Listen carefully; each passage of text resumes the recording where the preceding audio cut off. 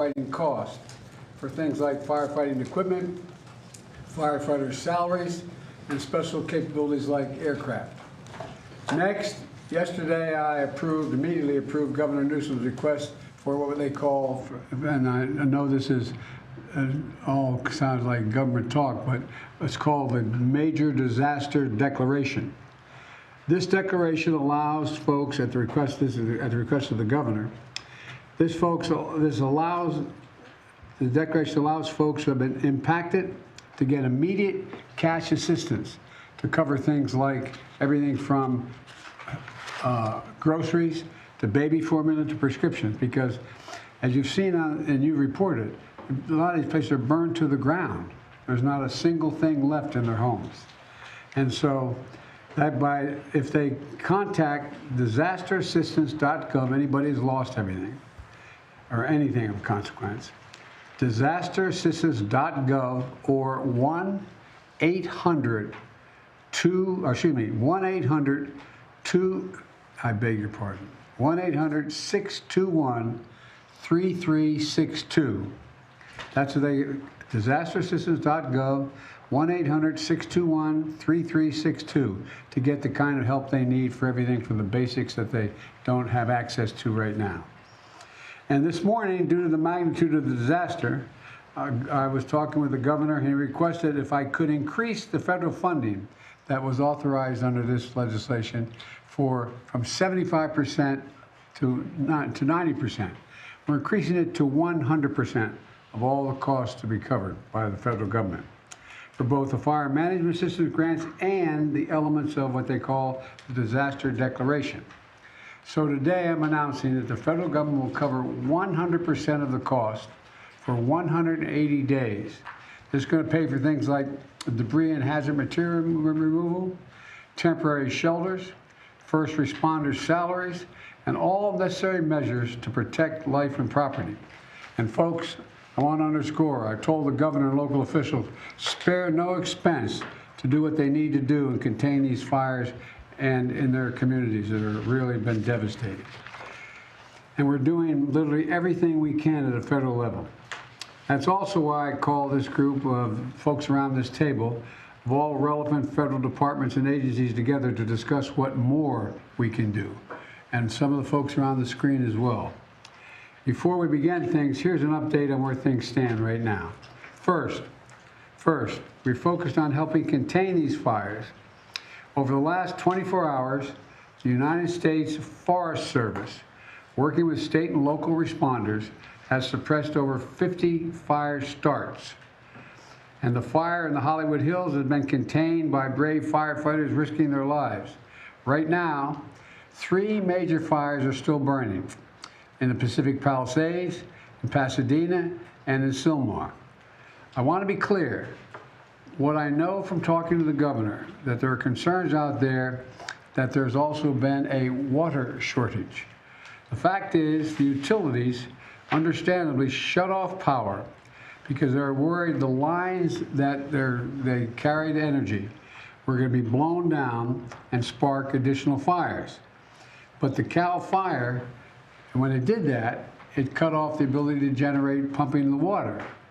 That's what caused the lack of water in these hydrants. And so Cal Fire is bringing in generators to get these pumps up and working again so that there's no longer a shortage of water coming out of these hydrants. I'm also surging all federal resources possible to Southern California, including 400 additional federal firefighters, over 30 firefighting helicopters and planes, federally supplied, firefighting planes and helicopters, and 8 Department of Defense C-130s that are equipped to suppress wildfires. Today, the Secretary of Defense also authorized 500 wildfire ground clearing personnel from the Defense Department. And I've directed the department to continue working with Governor Newsom to identify additional resources that can be provided for public safety and security. And we've secured additional firefighters and firefighting aircraft from our ally in Canada as well. I also want everyone in Southern California to know we're going to keep at it. We're sticking with this. We expect there may be a temporary break in the winds, but in some areas the winds are likely to continue well into next week. And so we're going to continue to sending everything, literally, every resource we can find that's appropriate to help the governor and the first responders. Second, we're focused on helping people who have been displaced or in many cases lost everything. You reported on, you've seen the homes just burned to the ground, whole areas burned to the ground, large areas. They've been displaced and they've lost everything. As I said, since the fire started, FEMA has been working with the state to help residents get shelter, groceries, prescriptions, and other critical goods like baby formula. We're also sent FEMA Director Criswell to Los Angeles to manage our response on the ground. She was supposed to be on this call, but we have the deputy here because she is out in the field with the governor right now, surveying what's going on. Let me close with a message to the people of Southern California. We are with you. We're not going anywhere. To the firefighters and first responders, you are heroes. Many of these firefighters are out there risking their lives and some, well, I won't go beyond that, but risking their lives, and while their own homes are in danger, their families are in danger. To the firefighters and first responders, you really are, it's not hyperbole, you're heroes. You're genuinely heroes. And the worst, this is the most widespread, devastating fire in California's history. It's amazing. And there's nobody who understands it better than the press has been covering this on a minute-to-minute basis. And you literally have to run into the flames, these firefighters. You know, that old expression, God made man, then he made a few firefighters. Who runs into flames? You know, in doing so, you're leaving your own families and who may be in harm's way as well. So we owe you. And we're going to make sure that you get every resource you need, every possible resource you need. You know, to the families who have been impacted by this disaster, you're living through a nightmare, I know. And I promise you, we're going to help you get through this and eventually recover and rebuild. I'm going to turn it over now to the Vice President before we go on to the folks in the various cabinet positions as well as agencies that control these issues. Madam Vice President, I know you're directly affected, so you fire away. No pun intended. Indeed. Thank you, Mr. President, and also for the work that everyone around this table has been doing with the appropriate sense of urgency, because this is an urgent matter.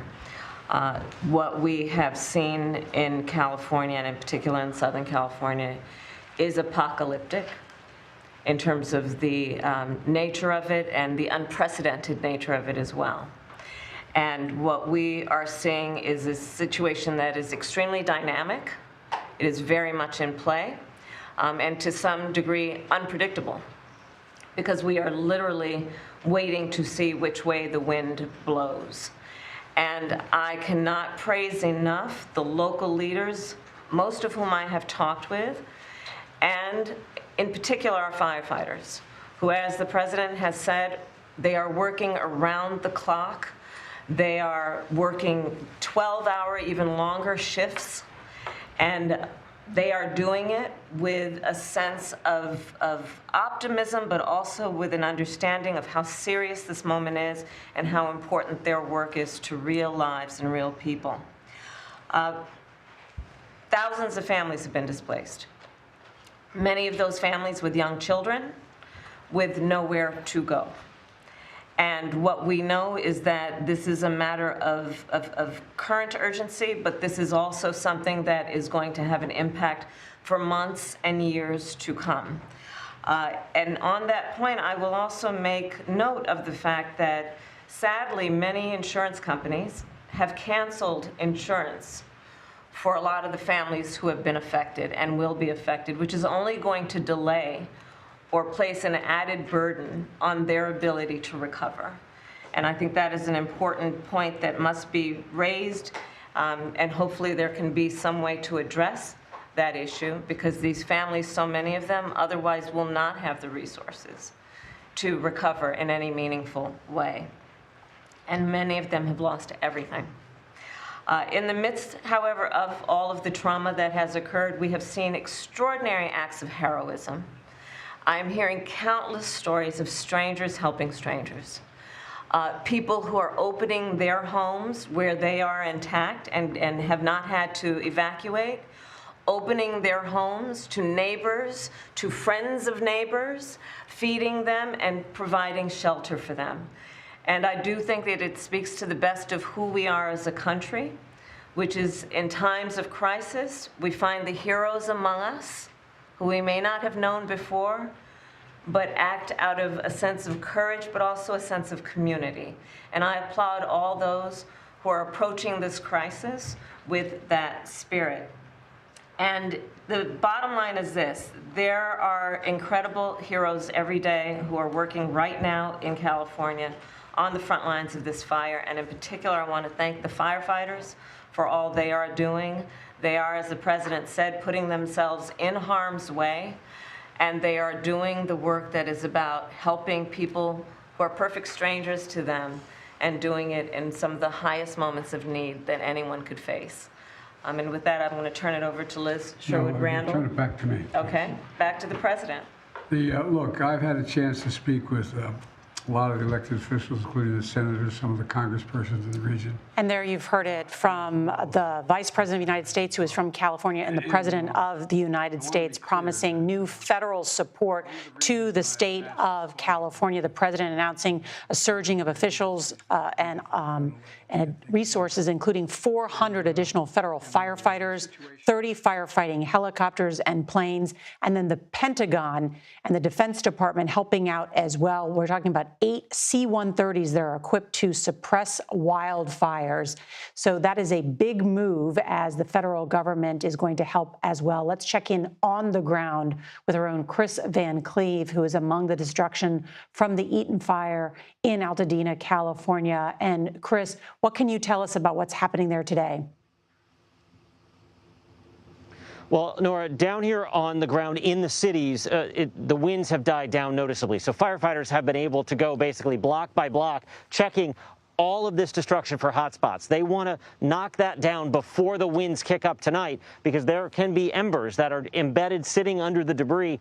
Those will start other fires. Up in the mountains where the Eaton fire is raging, it is racing towards Mount Wilson, the highest point in Los Angeles, home to key transmission towers. There's an aerial attack going on trying to beat back that fire right now. And that's why those aerial assets the president was talking about are so important.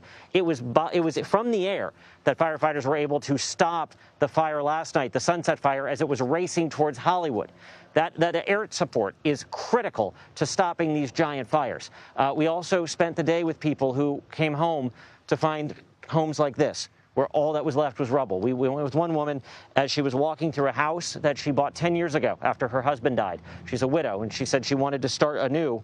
She came home to that new start, needing to start over again. One of the only things that survived the fire was a small ceramic church. She said she's taking that as a sign that someone is looking out for her. In this case, it certainly also was her neighbor, who pounded on her door and demanded that she evacuate as the fire started to rage Monday night. And it's stories like that, Nora, block after block after block. There are also tragedies. 5 people, at least, have died from this fire. One of them stayed behind to try to protect his home, and it cost him his life. Oh, my goodness. As that phrase goes, look for the helpers, and certainly many neighbors and trying to help one another. Chris, can I ask you about what's ahead? Because even though the winds have died down a bit today, they are forecast to pick up tonight and this weekend. What's the big concern?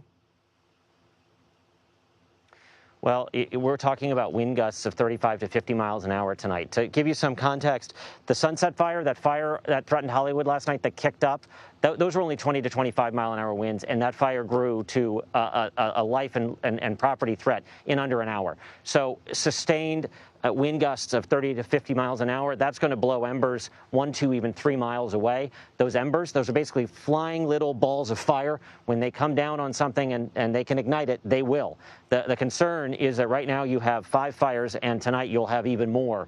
And we saw how fast those fires can spread when the wind is pushing them. I think everyone in Southern California is holding their breath. Oh, my goodness. Chris Van Cleve, thank you for being there. Thank you for your reporting. I want to bring in CBS's Scott MacFarlane. He's at the White House. Scott also covers Capitol Hill for us. And Scott, the president announced that the federal government will cover 100% of the cost of recovery for 180 days. Is he going to need congressional approval for that? He's going to need a lot more money in the near future, and that's ultimately going to be on President-elect Trump's desk and this new Congress. And Nora, the Congress of 2024 was at loggerheads constantly, even just approving disaster money. For Hurricane Helene, for example, this is going to be a problem come February and March, getting boatloads of money to the people of California to respond to what Vice President Harris just described as an apocalyptic event.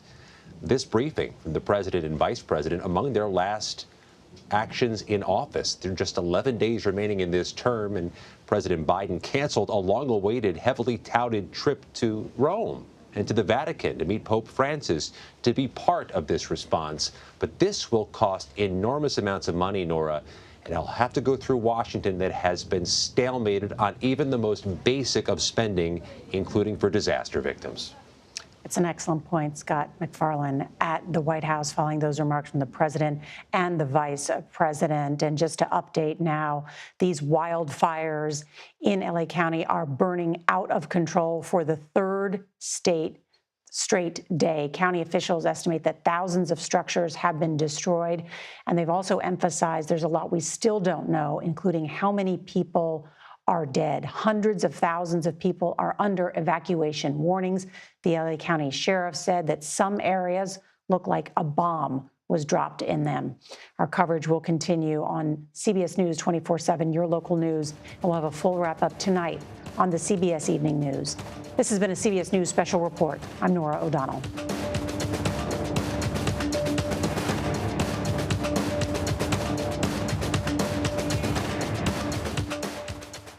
You've been listening to a CBS News Special Report. I'm Ed O'Keefe in Washington. We continue that coverage that Nora mentioned. President Biden says he's approved a disaster declaration for California as 3 major fires continue to burn. He added the federal government will do everything to assist the state as it deals with this disaster. We begin this hour with the warning from the president saying that the fires now are expected to continue, quote, well into next week, but that the federal response will continue to be robust, with hundreds of federal firefighters joining thousands of local and state firefighters on the ground and dozens of federal aircraft also in the skies helping put out these fires. Let's get another update on the situation right now with CBS News correspondent Tom Hansen, who's in Pasadena. Tom, what are you seeing at this hour? Hey there, well, we're in Pasadena, standing outside of the exhibit hall and ballroom. Just a week ago, this was the site of the Rose Bowl parade. Well, now it has turned into an emergency relief and disaster relief center that's housing some 1,200 people, young and old, families, single people, the elderly. So many people are here, and they're not just here from the Pasadena area. They're actually here from all over Los Angeles. And I want to take you around here so you can see exactly what we're seeing on the ground. You can see that food trucks have lined up over here, offering free food for people who are in need. We've also seen people bringing bottles of water. A woman over here is making peanut butter and jelly sandwiches. Really, people in this community are doing anything and everything they can in order to help. Now, this is all unfolding as 5 fires around Los Angeles continue to rage. We are closest to the Eaton fire right now. We're about a stone's throw. We're not right on the fire line, but we're far enough away, we're close enough, I should say, that I don't know if you can see on my shirt, there is a flecks of ash that keep on falling out of the sky. It kind of feels like little flurries of snow, except for it's ash from the fires, and that explains why I am wearing this mask. That speaks to not only the immediate danger of the flames, but also the danger that you can't see, which is the air quality in this area. You know, as you look up at the sky over here, you can see that the sun is pretty much clouded. That is a layer of smoke. That is a blanket of smoke, I should say, in this area, and that's what's affecting people. So when you're considering that a lot of the people in this area are the elderly, they are especially susceptible to issues and conditions that come with pollution and air pollution in particular. So that's front of mind of a lot of the people who are here right now. But currently, a lot of the people here are waiting to see what's left of their home. They may have been evacuated and not had a chance to visit the neighborhoods that they left behind. In the drop of a hat, time after time, the stories that we've heard are people being woken up in the middle of the night, having to leave on a moment's notice to get out of the way of the Eaton fire. Unfortunately, that fire has claimed hundreds of structures in the Altadena area, which is nearby here. So a lot of people anxiously awaiting a chance to get back to what is left of their homes. Back to you.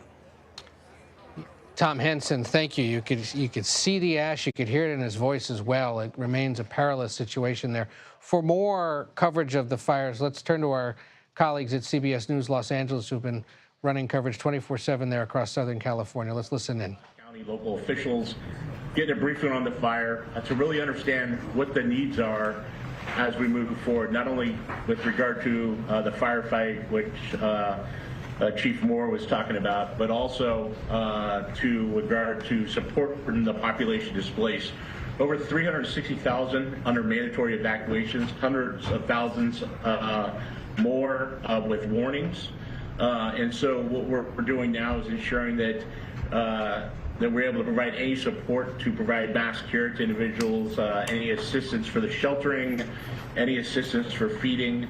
And then through the programs that we provide through our individual assistance that you authorize through the declaration, we're able to assist individuals with funding to offset their hotel costs.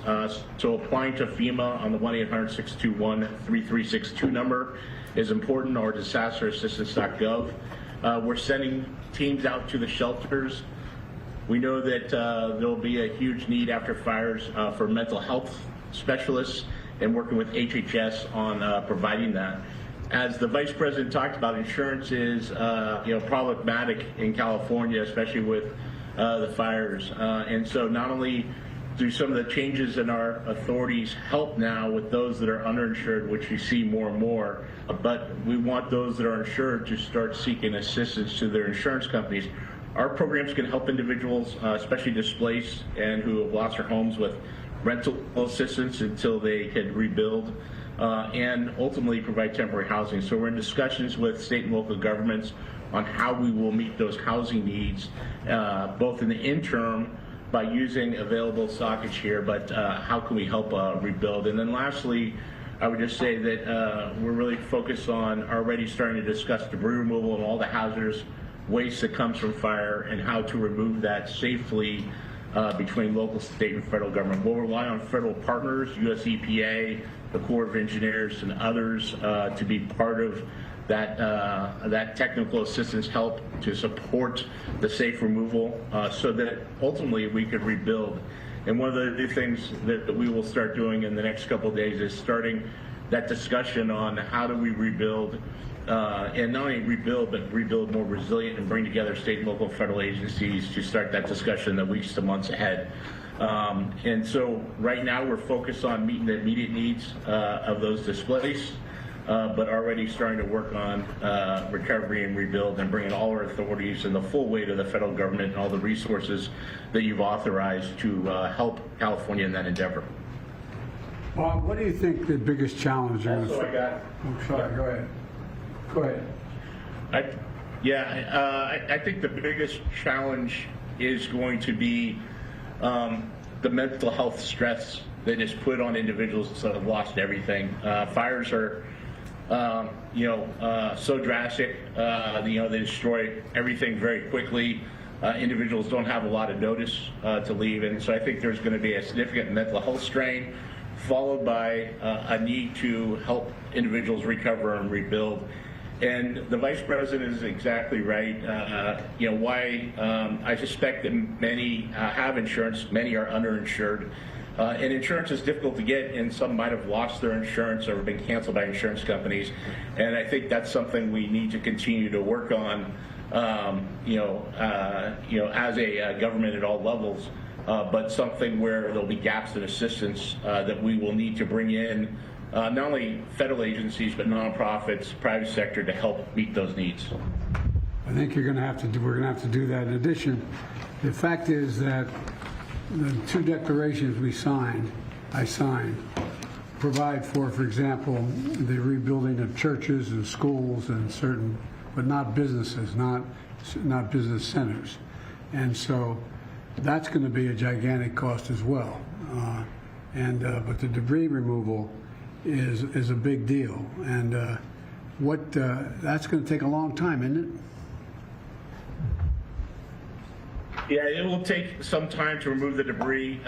In California, unfortunately, we've had a lot of experience with fighting fires and removing debris, and so it will take months to a year. This is a very widespread with significant damage to infrastructure, and we want to not only immediately remove the hazards, things like propane tanks, some of the power cells that are there, and other contaminants that may be in households, and make sure that they're safe to re-enter, and we look for personal effects. But then the second part is removing that ash, and what we've done before is help people with the removal so that we could get down on the grade and then immediately. You've been watching CBS News Los Angeles coverage of the Southern California wildfires. If you're on the CBS News app or Paramount Plus, you know you can toggle over and continue watching them, or if you are more interested, go ahead and check them out on the CBS News app, cbsnews.com. Right now, nearly 200,000 people are under evacuation orders in Southern California. We will, of course, continue to monitor the situation through the rest of this hour and through the rest of the evening and take you back to California later on. But coming up, Jimmy Carter, the former president, is back home for good in Plains, Georgia. This afternoon, his family is gathering to lay him to rest. We will get the latest from the Peach State of Georgia as America says goodbye to the 39th president. Stay with us. You're watching CBS News 24/7. America Decides.